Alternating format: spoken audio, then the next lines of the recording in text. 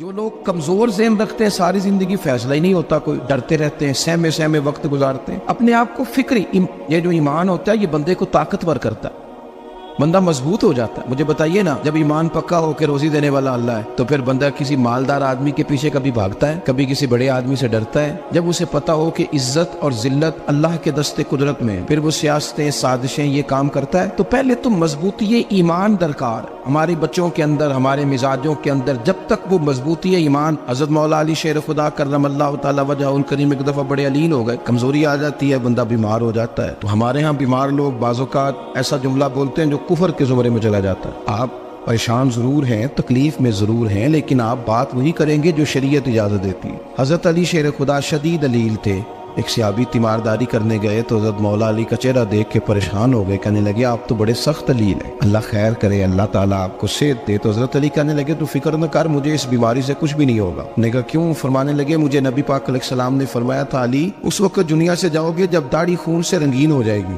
تو اس کا مطلب ہے میں خنجر کے وار کے ساتھ شہید کیا جاؤں گا، میں بیماری سے دنیا میں نہیں جاؤں گا، میں یہ بیماری سے مجھے کچھ بھی نہیں ہوگا، اللہ مجھے شفا دے دے گا، چونکہ حضور نے فرمایا کہ ساڈے نبی دی زبان ساڈے واسطے قرآن۔ تو سب سے پہلے تو اپنے ایمان کے اندر، توکل کے اندر مضبوطی پیدا کریں۔ مسلمان دیکھو نا، نماز پڑھنے سے روزی میں برکت ہوتی ہے، تو پھر اس کا مطلب یہ ہے کہ جب ٹائم آئے نا نماز کا تو گاہک جتنے مرضی کھڑے ہوں پھر دکان بند کرنی چاہیے، پھر نماز پڑھنی چاہیے، کیونکہ روزی تو اللہ نے دینی ہے، گاہکوں نے تو دینی۔ تو سب سے پہلے ضروری ہے مضبوطی ایمان، توکل، اللہ کی ذات پر بھروسہ۔ آپ کبھی میدان کربلا کا پورا نقشہ اپنے سامنے رکھیں نا، دو چیزیں ہیں، امام حسین کو نظر آ رہا ہے اب شہادت ہو جائے گی، اتنی بڑی فوج آئی ہے، خدا کی حکمت کے تقاضے سمجھ میں آ رہے ہیں، حالات کیا ہوں گے سمجھ آ رہی، پر ایک لمحے کے لیے بھی ان کا توکل کمزور نہیں ہوا۔ اپنے رب پر جو مضبوط بھروسہ ہے، سیدہ طیبہ طاہرہ حضرت فاطمہ الزہرا رضی اللہ تعالیٰ عنہا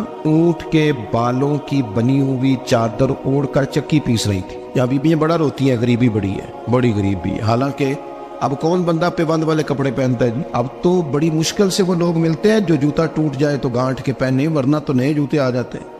حضرت سیدہ پاک اونٹ کے بالوں کی بنی ہوئی چادر اوڑھ کے چکی پیس رہی تھی۔ نبی پاک صلی اللہ علیہ وسلم نے دیکھا، آنکھوں میں آنسو ضرور آئے، اور محبوب نے فرمایا فاطمہ دنیا میں تھوڑی سی تکلیف برداشت کرو، قیامت کی ساری عزت اللہ آپ کو ہی عطا فرمائے گا۔ تو توکل کی مضبوطی، اللہ کی ذات پر بھروسہ، اپنے رب کریم کے ساتھ امیدوں کا وابستہ کرنا، اس سے مضبوطی آئے۔ دوسرا فرمایا وَعَمِلُوا الصَّالِحَاتِ، بہترین عمل کیا جائے زندگی میں، نیک اعمال کیے جائیں، وقت ضائع نہ کیا جائے، ہر وقت کوئی نہ کوئی کام بندہ کرتا رہے۔ یہاں بہت سارے لوگ ہیں جن کو لوگ نیک کہنا شروع کر دیتے ہیں نا، وہ سمجھ لیتے ہیں شاید ہم سچی مچی نیک ہیں۔ لوگ جو کہتے ہیں حضرت صاحب کی بلا، پیر صاحب کی بلا، میں یہ طالب علموں کو، دوستوں کو، بلکہ اپنے آپ کو بھی کئی دفعہ کہتا رہتا ہوں، اپنے آپ کو سمجھاتا ہوں کہ یہ لوگ تجھے کہہ رہے ہیں حضرت صاحب، یہ تو رات کو تو اپنے آپ سے پوچھنا، اپنے رب سے پوچھ، کبھی موقع ملے تو اپنی گریبان میں جھانک، غور کر کے تیری کیفیت کیا ہے، تنہائی میں تیرا دل اللہ سے جڑتا ہے کہ نہیں، عبادت میں دل لگتا ہے کہ نہیں، خدا کا خوف دل میں رہتا ہے کہ نہیں،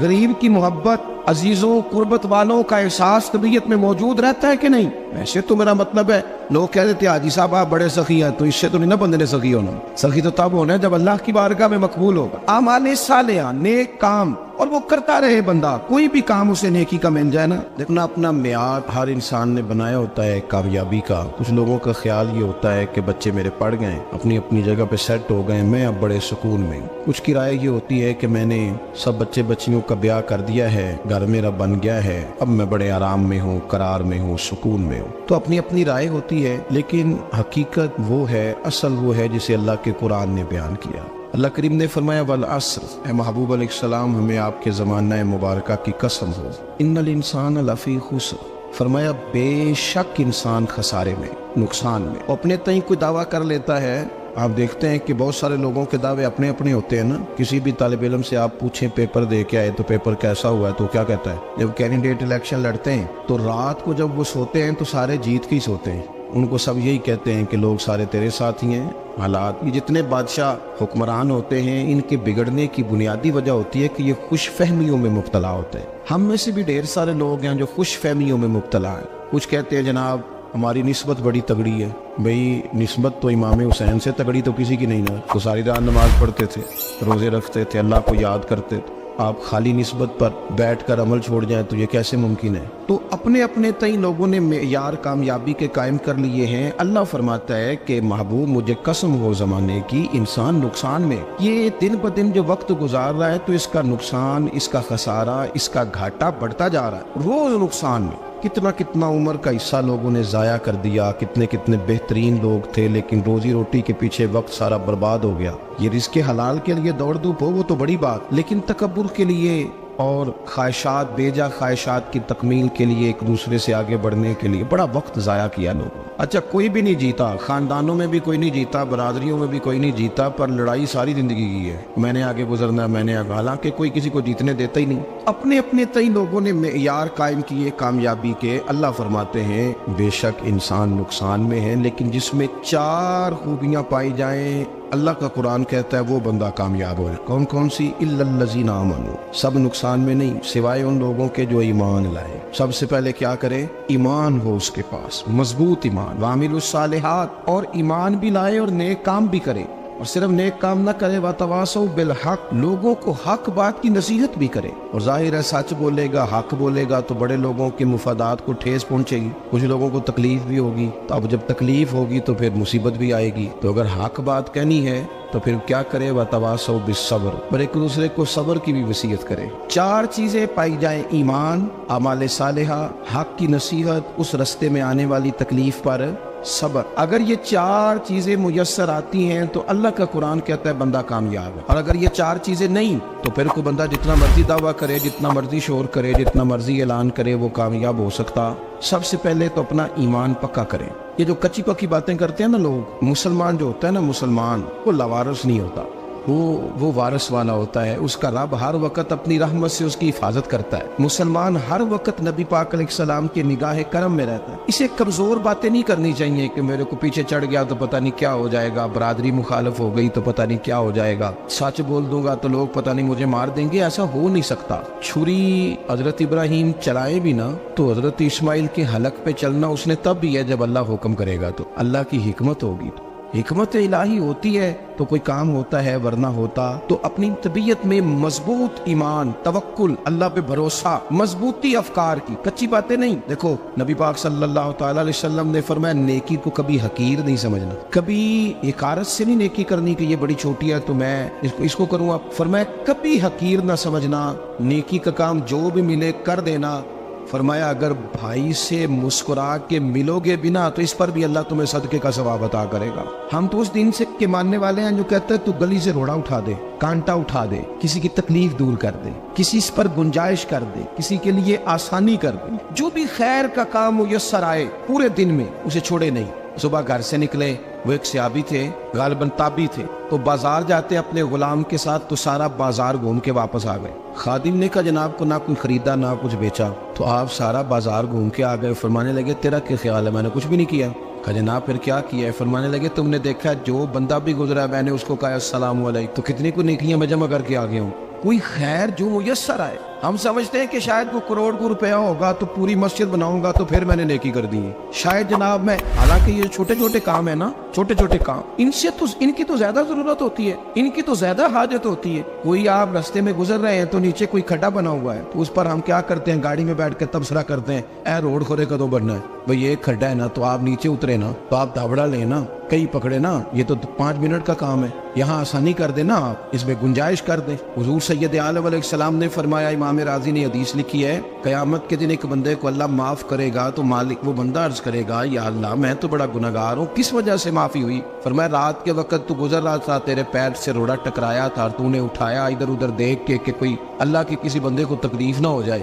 کمالی کو وہ تو میں نے زمانہ بیت گیا، کوئی اتنی بڑی بات بھی نہیں سمجھی۔ تو رب کریم نے فرمایا تو رات کے اندھیروں میں بھی میرے بندوں کا خیال رکھتا تھا تو میں تیرا خیال نہ کروں؟ کوئی عمل ہمارے ہاں لوگ کوئی کام نہیں کرتے، بالکل نہیں، کوئی کام نہیں، نہ بڑے نہ چھوٹے نہ سمجھدار نہ ان پڑھ، کچھ بھی نہیں۔ نشستن گفتن برخاستن، بیٹھو راج کے گپے مارو، تبصرے کرو فلانا کچھ نہیں کر رہا، فلانا کچھ نہیں کر رہا، اس کے بعد اٹھ کے چلے جاؤ۔ کچھ کریں، وعملوا الصالحات، نیکیاں جمع کریں زندگی میں، خزانہ بنائیں، خزانہ، اپنی ڈیوٹیاں، اپنی ذمہ داریاں पूरी करे, हर वक्त काम, हर वक्त जिम्मेदारी, हर वक्त ड्यूटी। लेकिन ना इमाम हसन और हुसैन, इनकी आप कभी जिंदगी का मुताला करें, फर्ज नमाज के अलावा 100 रकत नमाज नफल रोज पढ़नी है, पता करना है गरीब कहाँ कहाँ है, उनका ख्याल रखना है, और नीरे पैसे नहीं देने। हमारे यहाँ लोग गरीबों को पैसे जरूर देते हैं, इज्जत नहीं देते, उनको 4 पैसे की मदद जरूर कर देते हैं, पर इज्जत नफ्स का ख्याल नहीं रखते। इमाम ज़ैनुल आबिदीन रदी अल्लाह ताला अन्हु फरमाते हैं, गुजर रहे थे, आप देखें ना, इमाम गजाली हदीस लाए हैं कि बंदा और कुछ ना करे, किसी मोमिन का दिल राजी कर दे तो अल्लाह 60 साल की नफली इबादत का सवाब अता करता है। दिल बदस्तावर के हज अकबर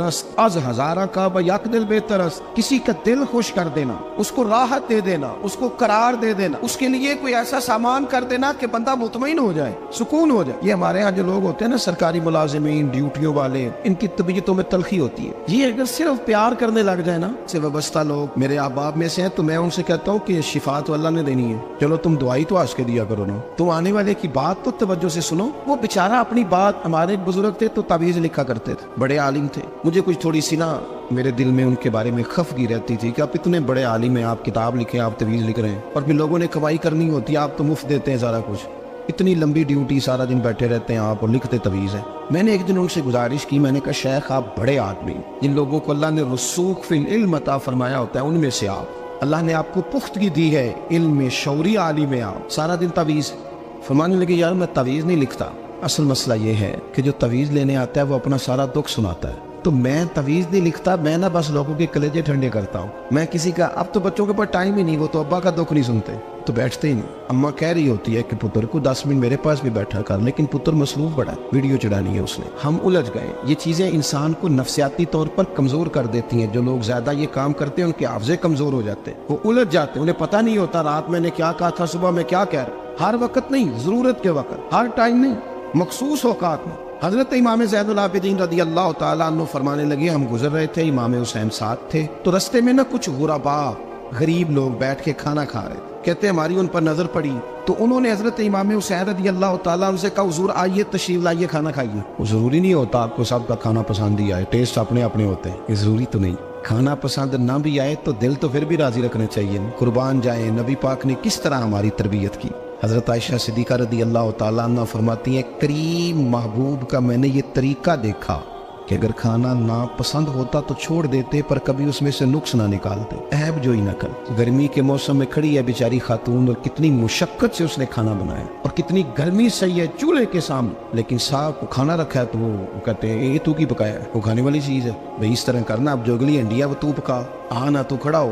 ये पता चली ये काम कितनी मुशक्कत का है। जिंदगी में कुछ थोड़ा सा दूसरों का ख्याल रखना, ये भी तो दीन का हिस्सा है। आप अपनी जिंदगी में हमेशा अपने लिए सोचे, किसी और का सोचे ही ना। तो मेरे अजीज याद रखेंगे आप, इमाम ज़ैनुल आबिदीन कहते हैं नबी पाक सल्लल्लाहु ताला अलैहि वसल्लम ने ना हजरत इमाम अली मकाम की, इमाम हसन और हुसैन की इस तरह से कुछ तरबियत फरमाई थी कि गरीब परवरी उनके अंदर राज बस गई, मिजाज बन गया। वो गुरबा बैठे थे, दस्तरखान बिछाए सड़क के किनारे, तो इमाम हुसैन गुजरे तो उन्होंने आवाज दी। इमाम साहब लोग जायका नहीं लगे, हुजूर थोड़ी रोटी नहीं खा लेते हमारे साथ। तो इमाम साहब आ गए, नीचे बैठ गए गरीबों के साथ। कोई जुर्रत करे ना, चलो अमीरों ने तो गरीबों के साथ बैठने की जुर्रत नहीं करनी, कोई पीर ही बैठ जाए गरीबों के साथ, वही मेहरबानी कर दे कि मैं पीर साहब हूँ, किबला हूँ, तो मैं ही चलो लंगर खा लो मुरीदों के साथ बैठ के।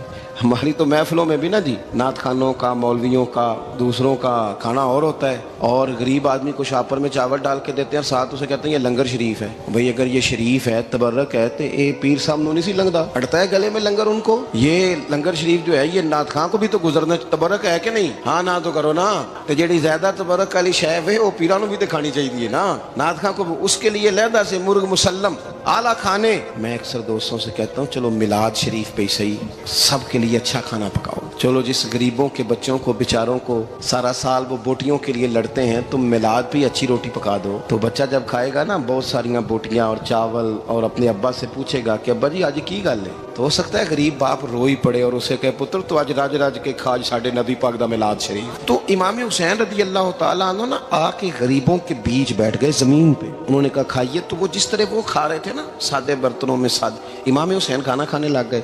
मैंने कहा खैर का काम कोई भी मिले उसे जाया चलो और कुछ नहीं कर सकते थे, किसी को सड़क ही पार करा देना बीना को, चलो और कुछ नहीं कर सकते तो आपको पता है कि सामने वाला बोझ लेके गुजर रहा है, आप थोड़ा सा हट जाएं रोड से, उसे गुजर लेने दें। कोई तो काम जिंदगी में, कोई इरादा तो खैर का बंदा करे। इमाम हुसैन बैठ गए, उनके साथ रोटी खाई, थोड़ी देर के बाद इजाजत ली, फरमाया जाऊं? कहने लगे हुजूर और खाइए। फरमाने लगे मैं तो अभी रोटी खा के आया था और आज तक ऐसा नहीं हुआ कि दोबारा खाना खाऊं, एक लुकमे की भूख नहीं थी, जितना भी खाया है ना ये तुम्हारा दिल खुश करने के लिए खाया है। गुरबा मसाकिन की वामिलुस सालिहात, ईमानदार बंदा ईमानदारों जैसे काम करता ही अच्छा लगता है। 25 हज किया इमाम हसन और हुसैन ने मदीने से मक्के पैदल जाके। मैं कहता हूँ चलो हम बाजमात नमाज ही पढ़ लिया करें। चले हुजूर सल्लल्लाहु अलैहि वसल्लम ने फरमाया फजर की नमाज पढ़ के बैठ जाओ, इशराक चाश तक अल्लाह का जिक्र करो, 2 नफल इशराक के 2 चाश्त के पढ़ लो, अल्लाह 2 हज और 2 उम्रे का सवाब अता कर देगा। मुश्किल काम तो नहीं। अहले बैत ने हमें सबक ये पढ़ाया है, हुजूर के असहाब ने हमें सबक ये पढ़ाया।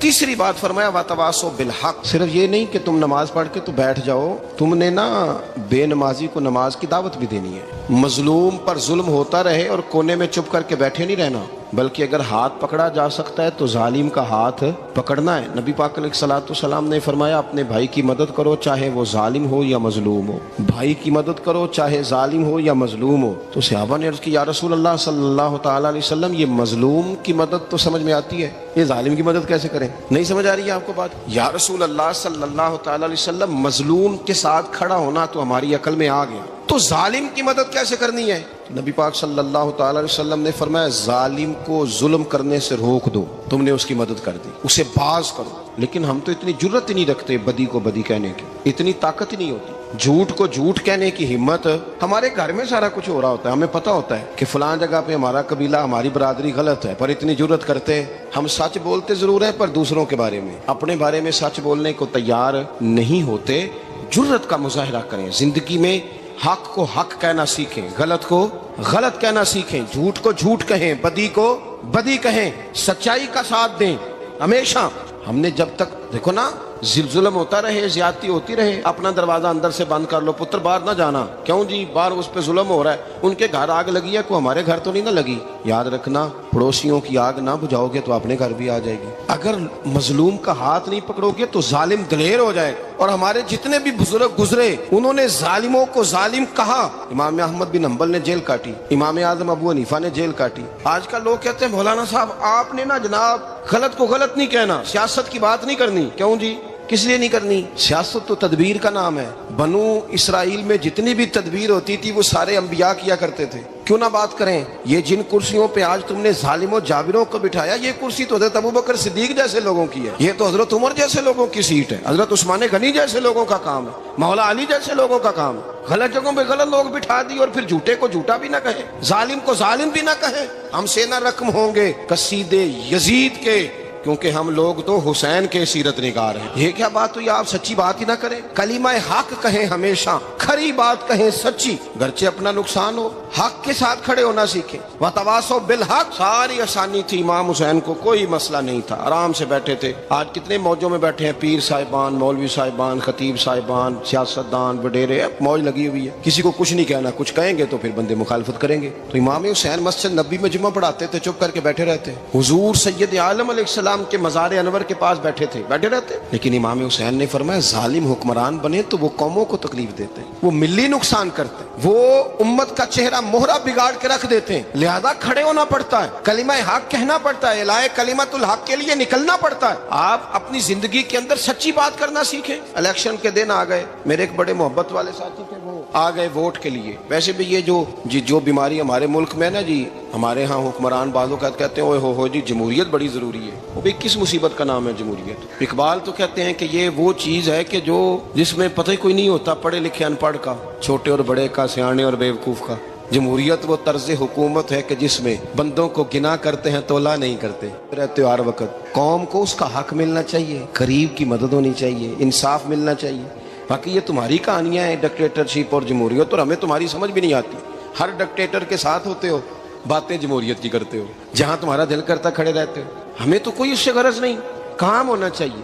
بلکہ جو لوگ قوت نافذہ رکھتے ہیں انہیں سمجھنا چاہیے کہ ملک کی بھاگ دوڑ ہمیشہ مضبوط ہاتھوں میں رہے اور وہ اس طرح کا نظام وضع کریں، مل بیٹھیں سارے ادارے کہ غریب کی سنی جائے۔ وہ مجھے بڑی اچھی طرح یاد ہے جب وہ ایک حکومت ختم ہوئی اور جو ایک فوجی رہ کے گئے تھے 11 سال، ان کی حکومت آئی تو میں باہر نکلا تو ایک بزرگ تھے، وہ صبح صبح ناشتہ بیچا کرتے تھے ہمارے علاقے میں، چاول اور چنے بنے۔ تو میں نے ان سے کہا بزرگوں پتہ لگا جی رات دی حکومت بدل گئی ہے۔ تو فرمان لگے پتر جیڑا مردی بھی آ جائے میں تو چاول بیچ کے روٹی کھانی، ہمیں تو ان سے غرض ہی نہیں، اللہ جانے کون آیا کون گیا، تو کھیل تماشا بنایا ہوا ہے۔ تو جھوٹے کو جھوٹا کہیں۔ میرے ایک دوست ہیں الیکشن لڑتے ہیں، مجھے ایک دفعہ آ کے کہنے لگے آپ نے کبھی ووٹ نہیں ڈالا، اس دفعہ ضرور ڈالیں۔ میں نے کہا نہیں ڈالتا میں۔ کہنے لگے ووٹ قوم کی امانت ہے، تو میں نے کہا امانت کسی بے ایمان کو دے دوں؟ امانت تو امانت دار کو دی جاتی، نہیں سمجھے آپ بات؟ یہ سارے کہتے ہیں نا ووٹ قوم کی، تو امانت کس کو دینی چاہیے؟ صحیح بتاؤ۔ چلو ہوں تسی بولنا نہیں، بس دل وچ گل رکھنی، دل وچ دیندے ویسے امانت دارا نہیں ہو نا؟ نہیں میں نے کہا بولنا نہیں، ہمیں کسی کو پتہ نہ لگ جائے، دیتے ویسے امانت داروں کو ہی ہو نا۔ یہ اپنے دل سے پوچھو، فیصلہ لو، اللہ سے ڈرو۔ ظالم کا مددگار ظالم ہوتا ہے، ظالموں کا مددگار ظالم ہوتا ہے۔ وہ تیرے میرے ووٹ پر جیت کر جب ظلم کرے گا تو پھر کون ہے جو یہ دعویٰ کرے گا کہ جناب میں ظالم کا مددگار نہیں؟ سوچو سمجھو غور کرو۔ امام حسین رضی اللہ تعالیٰ عنہ نے فرمایا سچ کو سچ کہیں گے، جھوٹ کو جھوٹ کہیں گے۔ یہ نہیں ہو سکتا کہ جناب ظلم ہوتا رہے اور چپ رہے۔ اور یہ سبق کہاں سے پڑھا انہوں نے؟ مولا علی شیر خدا سے۔ جب حضرت عثمان غنی رضی اللہ تعالیٰ عنہ پر بلوائیوں نے حملہ کیا نا، تو چونکہ حضرت عثمان غنی خالو تھے امام حسن اور حسین کے، حضرت عثمان خالو ہیں، سگے خالو ہیں، تو حضرت مولا علی شیر خدا نے یہ نہیں کہا کہ پتر اتنے بندے آ گئے ہیں، تلواریں ہیں، محاصرہ ہے، باہر نہ نکلنا، بلکہ حضرت مولا علی نے خود اپنے دونوں بیٹوں کو تلواریں پکڑائیں اور حضرت عثمان غنی کے دروازے پہ کھڑا کر کے کہا پتر خیال رکھنا تمہارے ہوتے ہوئے کوئی بھی شخص حضرت عثمان غنی کا دروازہ نہ کراس کر پائے۔